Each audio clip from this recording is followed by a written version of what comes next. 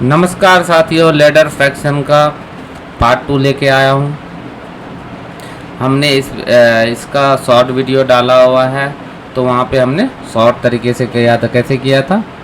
इस फ्रैक्शन को यहाँ जो लिखा हुआ है 2 और 3 को लिख दिया था। उसके बाद कितने 1 है? 1 2 3 4, तो 4 डॉट डाला था। ठीक है। उसके बाद क्या था? 3 में 2 गया, माइनस करना है ना, क्योंकि सारे में माइनस है। 3 में 2 गया, 1 बचा। 1 में 3 जाएगा, माइनस का 2। देख लीजिए साइड में करके, 1 माइनस 3 कितना हुआ? माइनस का 2। माइनस 2 में 1 जाएगा, तो कितना बचेगा? माइनस का 3। और माइनस 3 में कितना माइनस करना है? माइनस का 2। तो ये माइनस वाला माइनस हो गया, और ये नंबर जो यहाँ पे लिखा हुआ -2। तो ब्रैकेट के बाहर माइनस दिखे तो क्या करना है? अंदर वाले का साइन चेंज, प्लस का 2 हो गया। और जब माइनस हुआ तो हमारा क्या आया था? माइनस का 1।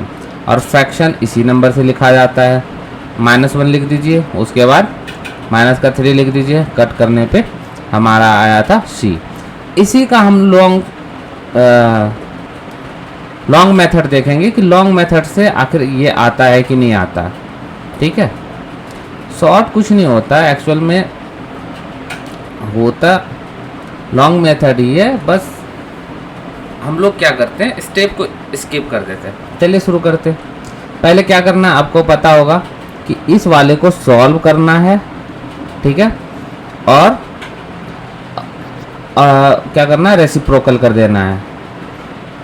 तो कितने स्टेप है याद रखना? 1 2 3, और ये चौथा हम लोग सॉल्व करेंगे। तो साइड में कर लेते हैं। 1 माइनस 2/3 एलसीएम वाले मेथड। एक का मैं लॉन्ग टाइम से कर देता हूँ, बाद बाकी मैं शॉर्ट करते चलूँगा। तो 3 से ऊपर नीचे मल्टीप्लाई करना होगा डिनोमिनेटर सेम बनाने के लिए। तो ये नंबर हो जाएगा 3 माइनस का 2, तो हो जाएगा 1/3। और जब यहाँ पे 1/3 रखेंगे तो ये फ्लिप करेगा, मतलब रेसिप्रोकल हो जाएगा। 1 2, काउंटिंग एकदम गलत नहीं होना चाहिए। 1 माइनस 1/2 है, तो ये क्या हो जाएगा यहाँ पे? सॉरी, 1/3 है तो ये उल्टा हो जाएगा, तो ये हो जाएगा हमारा 3। ठीक है। 3 में 1 में -3 गया, इस कारण से ये क्या हो जाएगा? माइनस का 2। तो नेक्स्ट में क्या आएगा? 1 माइनस 1 बाय माइनस का 2। देखिए सेम, चाहे डिवाइड रहे या मल्टीप्लाई में, ब्रैकेट के बाहर अगर माइनस हो तो वो क्या हो जाता है? साइन चेंज हो जाता है अंदर वाले का।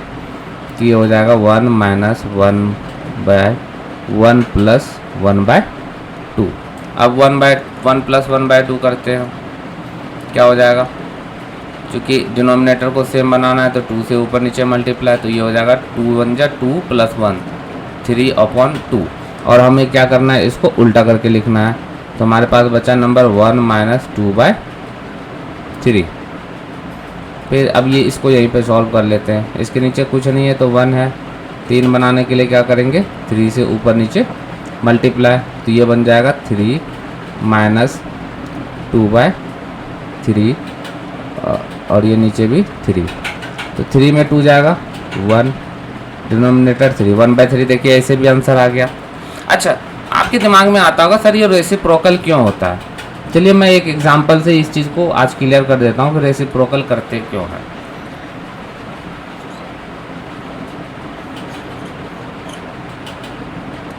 सपोज मान के चलिए कोई नंबर लिखा हुआ है A/B/C। इसको हम लोग कैसे लिखते हैं? जो नीचे वाला होता है ये कूद के ऊपर चले जाता है, A मल्टीप्लाई C नीचे B। अब होता कैसे है इसको समझिए। देखिए ये एक्चुअल में लिखा क्या हुआ? A divide B/C। ये पूरे टर्म से A को डिवाइड किया गया। कहोगे सर ठीक है, अब आप बताओ इसका सॉल्यूशन कैसे होता है? डिवाइड को मल्टीप्लाई में कैसे चेंज करते हैं? डिवाइड को मल्टीप्लाई में चेंज करने के लिए डिवाइड जिसके आगे लिखा होता है रेसिप्रोकल कर देते हैं उस नंबर को। C ऊपर हो जाएगा और B नीचे हो जाएगा। देखिए सेम रिजल्ट आया, A × C/B। अब एक और एग्जांपल ले लेते हैं इसी चीज़ को और क्लियर करने के लिए। दो फ्रैक्शन लेके करते हैं। देखिए एक बड़ा इक्वल टू होता है, बड़ा इक्वल टू के सामने जो हम लोग बटा लिखते हैं, ये बड़ा वाला लाइन ध्यान रखना होता है क्या कौन सा है। जैसे मान के चले a/b लिखा हुआ है अपॉन c/d लिखा हुआ, इसको हम लोग ऐसे लिखते हैं। b नीचे खिसक जाता है, ये d है ना, b नीचे खिसक जाता है और d कूद के ऊपर चला जाता है, तो a के साथ d लिखाता है और b इंटू सी। अब ये होता कैसे है वो देख लेते हैं।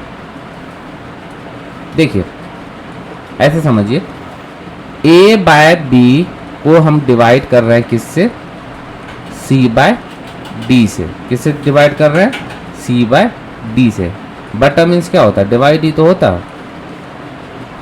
अब क्या करना है, a/b और डिवाइड को मल्टीप्लाई चेंज कैसे करते हैं, उसके बगल वाले नंबर को रेसिप्रोकल करके, cd/c। देखिए ये आया कि नहीं आया। आई होप कि क्लियर हो गया हो।